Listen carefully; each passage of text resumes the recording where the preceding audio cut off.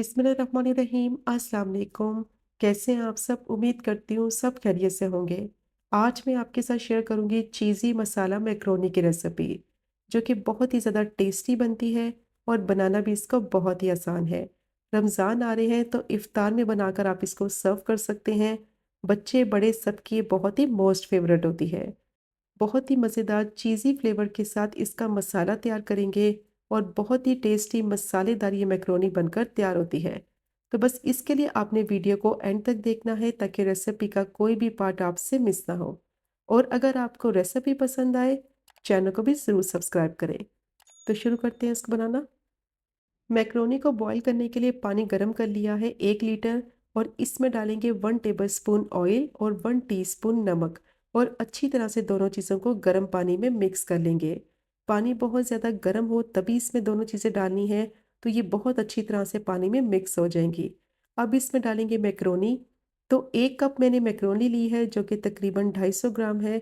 अब इसको डालकर अच्छी तरह से मिक्स कर लेंगे और फ्लेम को मीडियम टू हाई कर देंगे और मैक्रोनी को सॉफ्ट और टेंडर हो जाने तक बॉईल कर लेंगे।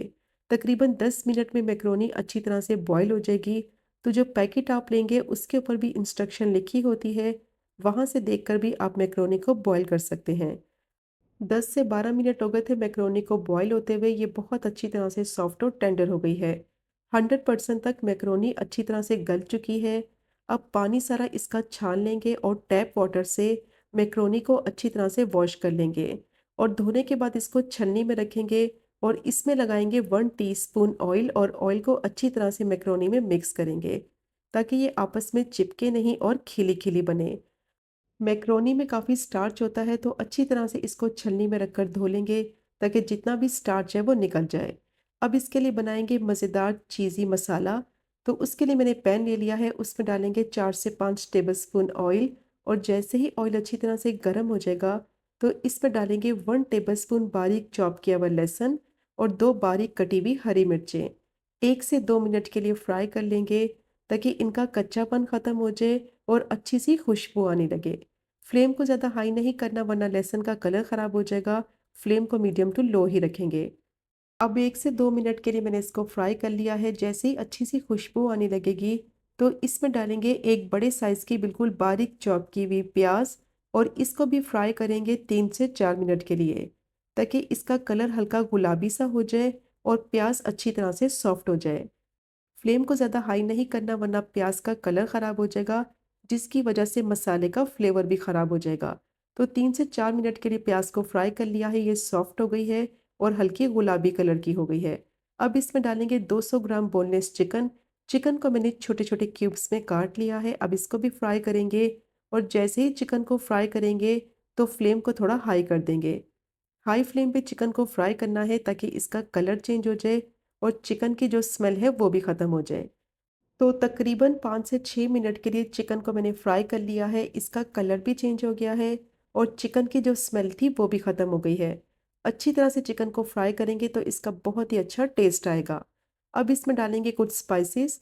1/2 टीस्पून नमक ऐड करेंगे, या फिर आप अपने टेस्ट के हिसाब से डालें। 1/2 टीस्पून कुटी हुई काली मिर्च और 1/2 टीस्पून कुटी हुई लाल मिर्च डालेंगे। 1 से 2 मिनट के लिए मिक्स करते हुए स्टर फ्राई कर लेंगे ताकि जो स्पाइसेस डाले हैं उनका कच्चापन ख़त्म हो जाए और उनका अच्छा सा फ्लेवर चिकन में आ जाए। तो बस 1 से 2 मिनट के लिए इनको मैंने कुक कर लिया है। अब साथ ही इसमें ऐड करेंगे 2 टेबलस्पून बारीक चॉप की हुई गाजर और 1/4 कप बिल्कुल बारीक चॉप की हुई शिमला मिर्च, और इसको डालकर भी अच्छी तरह से मिक्स करते हुए स्टर फ्राई करेंगे ताकि सब्जियां थोड़ी सी सॉफ्ट हो जाए और इनका कच्चापन ख़त्म हो जाए। गाजर गलने में थोड़ा टाइम लगाती है, तो इसलिए बिल्कुल बारीक चॉप करके गाजर को फिर ऐड करें, तो बहुत जल्दी से ये सॉफ्ट हो जाएगी। अब सब्जियों को मैंने स्टर फ्राई कर लिया है, ये थोड़ी सी सॉफ्ट हो गई है और इनका कच्चापन भी ख़त्म हो गया है। अब इसमें डालेंगे टमाटो प्यूरी। 2 मीडियम साइज़ के टमाटो को ब्लेंड करके उनकी प्यूरी बना ली थी। 2 टेबलस्पून टमाटो केचप ऐड करेंगे। टमाटो केचप डालने से जो फ्लेवर है मसाले का वो बहुत ज़बरदस्त होगा और बैलेंस भी हो जाएगा। 1 टीस्पून इसमें चिली सॉस ऐड करेंगे और अच्छी तरह से मिक्स करते हुए 1 से 2 मिनट के लिए पका लेंगे ताकि टमाटो प्यूरी जो ऐड की है उसका कच्चापन ख़त्म हो जाए। तो स्पाइसेस की क्वांटिटी कम या ज़्यादा आप अपने हिसाब से भी ऐड कर सकते हैं अगर आप इसको बच्चों के लिए बना रहे हैं तो। तो अब अच्छी तरह से मैंने इसको मिक्स कर लिया है, 1 से 2 मिनट के लिए कुक कर लिया है। अब चिकन को गलने के लिए रखेंगे। तो पानी इसमें बिल्कुल नहीं डालेंगे। टोमेटो प्यूरी जो ऐड की है उसी में चिकन पककर अच्छी तरह से सॉफ्ट हो जाएगी। अब इसको कवर कर देंगे और 10 मिनट के लिए मीडियम टू लो फ्लेम पे कुक कर लेंगे। अब चिकन को पकते हुए 10 मिनट हो गए थे, इसको चेक कर लेते हैं। पानी तकरीबन टमाटो प्यूरी का सारा खुश्क हो गया है और चिकन बहुत अच्छी तरह से सॉफ्ट और टेंडर हो गई है। टोमेटो प्यूरी का जो पानी निकला था उसी में चिकन पककर अच्छी तरह से सॉफ्ट हो गई है। तो इसीलिए पानी का इस्तेमाल इसमें बिल्कुल नहीं करेंगे, क्योंकि पानी डालने से मसाले का टेस्ट खराब हो जाएगा। अब इसको मिक्स करते हुए 1 से 2 मिनट के लिए पका लेंगे, ताकि जो इसका मसाला है वो थोड़ा सा थिक हो जाए। और साथ ही इसमें ऐड करेंगे 1/4 कप दूध। दूध डालने से बहुत ही मज़े का क्रीमी सा टेक्सचर आएगा। अब इसमें डालेंगे 3 टेबलस्पून मोज़रेला चीज़ और 1 टेबलस्पून चेडर चीज़। और साथ ही इसमें ऐड करेंगे हाफ़ टी स्पून भुना कुटा हुआ ज़ीरा पाउडर। मसाला मैक्रोनी बना रहे हैं तो ज़ीरा पाउडर आपने ज़रूर डालना है, इसका बहुत ही मज़े का टेस्ट आएगा। अब अच्छी तरह से मिक्स करेंगे और इसको इतना कुक करेंगे कि चीज़ जो ऐड की है वो मेल्ट हो जाए और अच्छी तरह से मसाले में मिक्स हो जाए। तो चीज़ को मैंने छोटे छोटे क्यूब्स में काट लिया था, ताकि मसाले में ये अच्छी तरह से मिक्स भी हो जाए और मेल्ट भी हो जाए। फ्लेम को हाई नहीं करना, वरना मसाला बहुत जल्दी ड्राई हो जाएगा और चीज़ भी सही से मेल्ट नहीं होगी। तो मिक्स करते हुए इसको मैंने 3 से 4 मिनट के लिए पका लिया है और चीज़ बहुत अच्छी तरह से मिक्स हो गई है मसाले में।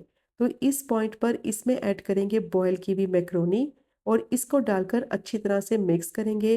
फ्लेम को मीडियम टू लो ही रखेंगे और मिक्स करते हुए साथ-साथ इसको पकाते जाएँगे, ताकि मैक्रोनी में मसाले का फ्लेवर भी आ जाए और चीज़ अच्छी तरह से मैक्रोनी में मिक्स हो जाए। बहुत ही टेस्टी ये चीज़ी मसाला मैक्रोनी बनती है, मस्ट ट्राई कीजिएगा। स्पेशली इफ्तार के लिए तो बहुत ही बेस्ट रेसिपी है।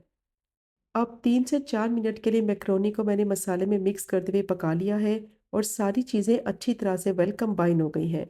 अब इसमें डालेंगे half tea spoon Italian seasoning. और अगर आपके पास ये नहीं है तो इसकी जगह आप हाफ़ टी स्पून ऑरिगेनो डाल दें। बारीक चॉप किया हुआ स्प्रिंग अनियन डालेंगे और अच्छी तरह से इसको मिक्स करते हुए 1 से 2 मिनट के लिए पका लेंगे, ताकि सारी चीज़ों का फ्लेवर अच्छी तरह से वेल कंबाइन हो जाए। बहुत ही टेस्टी चीज़ी मसाला मैक्रोनी रेडी हो गई है। अब फ्लेम को बंद करेंगे और ये मज़ेदार चीज़ी मसाला मैक्रोनी को सर्व करते हैं। तो ये चेक करें आप इसकी फाइनल लुक। कितनी परफेक्ट कंसिस्टेंसी के साथ ये चीज़ी मसाला मैक्रोनी बनकर तैयार हुई है। बहुत ही टेस्टी क्रीमी फ्लेवर होगा और बहुत ही मज़ेदार चीज़ी मसाला मैक्रोनी बनकर तैयार होगी। तो मस्ट ट्राई कीजिएगा। रमज़ान आ रहे हैं, इफ्तार में बनाकर आप इसको सर्व करें, या फिर अगर आपके घर में हाइटी पार्टी है तो आप मज़ेदार सी मैक्रोनी बनाकर सर्व कर सकते हैं। तो मस्ट ट्राई कीजिएगा। और अगर आपको आज की वीडियो पसंद आए, चैनल को सब्सक्राइब करें, वीडियो को लाइक करें और शेयर करें। इंशाल्लाह मिलेंगे अगले कुकिंग व्लॉग में फिर एक नए रेसिपी के साथ। तब तक मुझे अपनी ख़ास दुआ में याद रखें। अल्लाह हाफ़िज़।